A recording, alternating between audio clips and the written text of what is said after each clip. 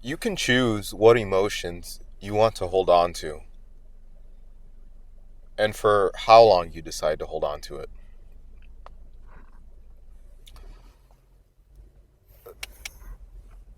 I have to remind myself of that a pretty fair amount. And it's so impactful for me because I find myself getting into certain thought patterns. And at first, I thought it was strictly with what I would consider negative emotions, but it's actually with damn near any emotion. How often, when you're feeling sad, you may consciously or subconsciously do things to keep you feeling sad. Listening to certain type of music, um, reminiscing about certain things, doing certain activities. And to the same degree with like positive emotions. If you're hyped up, let's say at a concert, beat drops, you release that hype energy, whatever, you're looking forward to the next one. And I've noticed in myself how if I'm not aware of it, I can move through life with that emotional momentum.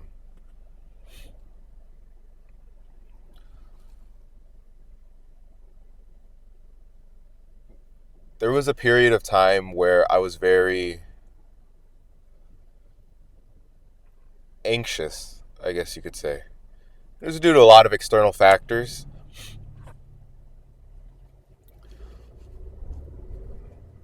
but I remember one day I was actually listening to a song and I had this thought come across my head. I remember feeling that anxiousness, that like pit in my stomach, but then thinking to myself,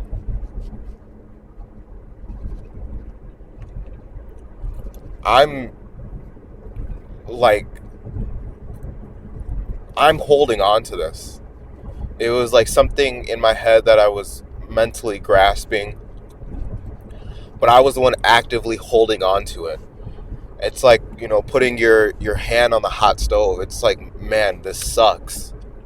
But I also was keeping my hand there. And when I told myself that you're in control of what emotions you want to hold on to, it just became as easy as simply lifting my hand up. Right? That anxiety was kind of gone in that moment. Not forever, but in that moment, I realized I could let it go. And it was in realizing that I had the power, that I was in control.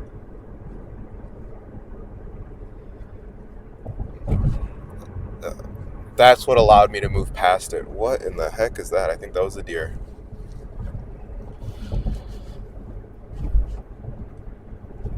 Now, to some, this may be common sense, but just as somebody who's just so in it, it was hard for me to think otherwise. It was hard for me to see otherwise.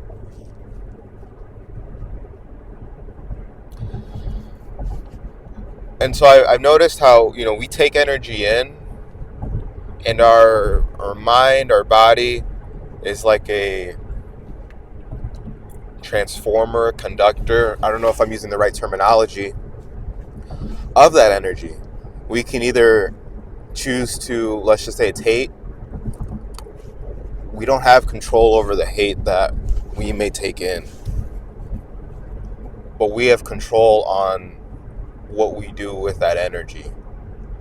If we distribute it back out the same way that it was given to us, it may not be directly in the form of hate, shame, frustration, whatever, Or can we transmute that? Can we convert that energy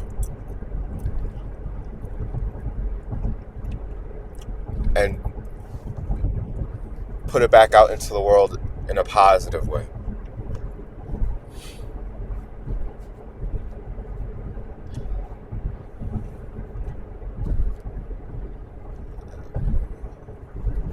That skill, if that's what you want to call it, is something that I want to be able to master and I want to get better at. And I feel like I am actively working towards.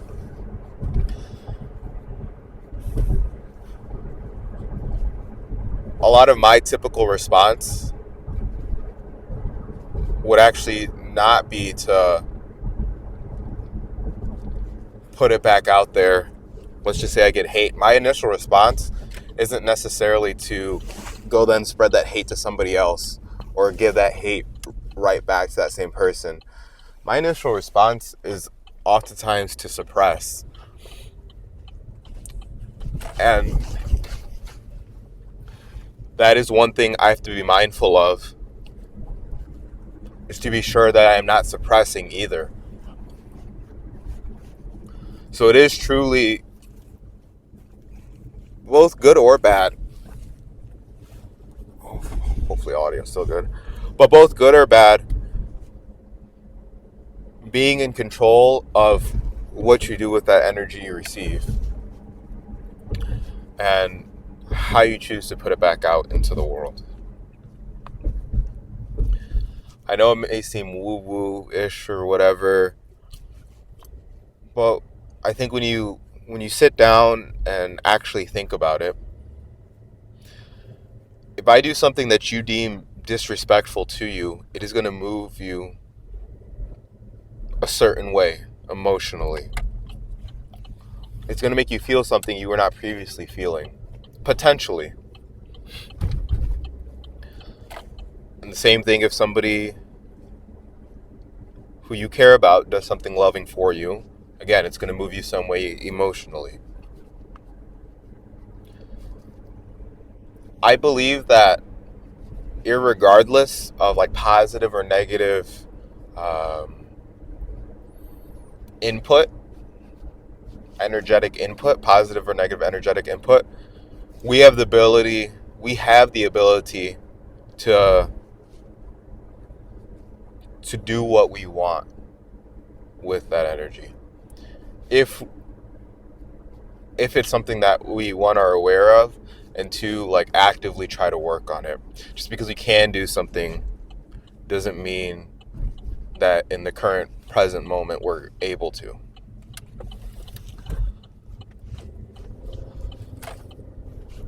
And so with this in mind, and as I've become aware of this, it's very easy to see how like generational curses come into play. And even then, I use that term loosely just because it gets the point across, but it's like a curse that we're inflicting upon ourselves. And we don't even know it. Of course, there's some external things that may make it easier or harder for other people. But when I look and I think about my family and the issues that we face, I can't blame any one person. I can't blame one generation even. Right? It's like this energy that was just kind of converted the wrong way, passed down, converted the wrong way, passed down, converted the wrong way, passed down, and so on and so forth.